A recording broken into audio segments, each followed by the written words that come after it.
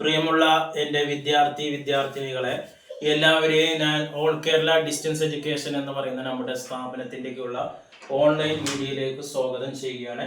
ഇന്ന് ഞാൻ നിങ്ങൾക്ക് മുമ്പിൽ പ്രസന്റ് ചെയ്യുന്നത് NSന്റെ +2 SSLC 2025 ഏപ്രിൽ ബാച്ചിൽ പരീക്ഷ എഴുതുന്ന വിദ്യാർത്ഥിയുടെ എക്സാം ഫീസുമായി ബന്ധപ്പെട്ട കാര്യങ്ങളാണ്. എക്സാം ഫീസിന്റെ നോട്ടിഫിക്കേഷൻ കുറച്ച് ദിവസങ്ങൾക്ക് മുമ്പ് വന്നിട്ടുണ്ടായിരുന്നു.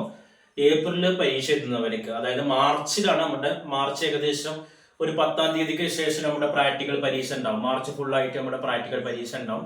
ഏപ്രിൽ ഏകദേശം ഒരു ഫസ്റ്റ് വീക്ക് കഴിഞ്ഞ് കഴിഞ്ഞാൽ മെയ് ഫസ്റ്റ് വീക്ക് വരെ എന്തുണ്ടാവും, തിയറി പരീക്ഷ ഉണ്ടാവും എന്നുള്ളതാണ്. റിസൾട്ട് ജൂൺ ലാസ്റ്റ് വീക്ക് റിസൾട്ടും വരും എന്നുള്ളതാണ്. ആ രീതിയിലാണ് സാധാരണ പതിവുണ്ടാകല്.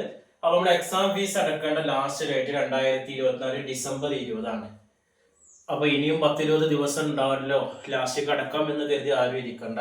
പെട്ടെന്ന് അടക്കുക. കാരണം സൈറ്റ് എന്തെങ്കിലും കാര്യത്തിൽ ലാസ്റ്റ് ഇഷ്യൂ വന്നു കഴിഞ്ഞാൽ പിന്നെ നമ്മൾ ഡേറ്റ് കഴിഞ്ഞ് അടക്കുമ്പോൾ ഡിസംബർ 20 ശേഷം അടക്കുമ്പോൾ ഓരോ വിഷയത്തിന് 150 രൂപ ഫൈന് വരും. 5 വിഷയം ഉണ്ടെങ്കിൽ എത്ര വരും? 750 രൂപ ഫൈന് മാത്രമായിട്ട് വരും. 6 വിഷയം ഉണ്ടെങ്കിൽ 900 വരും. ഇങ്ങനെയുള്ള കാര്യങ്ങളൊക്കെ നമ്മൾ ശ്രദ്ധിക്കാത്തതുകൊണ്ട് വരുന്നതാണ്. പിന്നെ ആ ഫൈനിന്റെ ഡേറ്റ് കഴിഞ്ഞ് കഴിഞ്ഞാൽ പിന്നെ വരുന്നതാണ് സൂപ്പർ ഫൈൻ. സൂപ്പർ ഫൈൻ വരുന്നത് ഓരോ വിഷയത്തിന് 1500 ഫൈനാണ്. 5 വിഷയം ഉണ്ടെങ്കിൽ 7500 ഫൈൻ. അതൊക്കെ നമ്മൾ ശ്രദ്ധിക്കാണ്. പരമാവധി നിങ്ങൾ ഡിസംബർ 20 ഉള്ളിൽ തന്നെ എക്സാം ഫീസ് അടയ്ക്കേണ്ടതാണ് എന്നുള്ളതാണ്. ഓക്കെ, എക്സാം എഴുതും എന്ന് ഉറപ്പുണ്ടവർ മാത്രം അടക്കും. എക്സാം ഫീസ് സബ്ജക്റ്റിന്റെ സ്വഭാവം അനുസരിച്ചാണ്. തിയറി പരീക്ഷയാകുമ്പോൾ ഫീസ് കുറയും.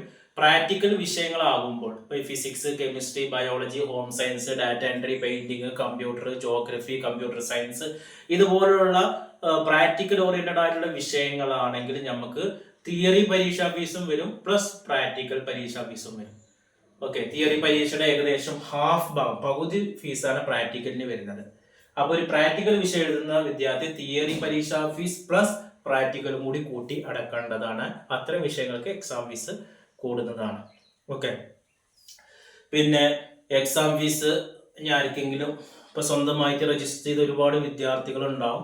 അപ്പോൾ ഇന്റർനെറ്റ് കഫേ വഴി ചെയ്തവരുണ്ട്. ആർക്കെങ്കിലും എക്സാം ഫീസ് അടക്കാൻ അറിയുന്നില്ലെങ്കിൽ നമ്മളത് ചെയ്തു കൊടുക്കുന്നുണ്ട്. നിങ്ങളുടെ എൻറോൾ നമ്പർ അല്ലെങ്കിൽ റഫറൻസ് നമ്പർ ഇത് രണ്ടുമില്ല, നിങ്ങളുടെ ഇമെയിൽ ID എങ്കിലും ഒന്ന് ജസ്റ്റ് അയച്ചു തരികയാണെങ്കിൽ നമ്മൾ നിങ്ങളുടെ എക്സാം ഫീസ് അടച്ചു തന്ന് അതിൻ്റെ സ്ലിപ്പ് അയച്ചു തരുന്നതാണ്.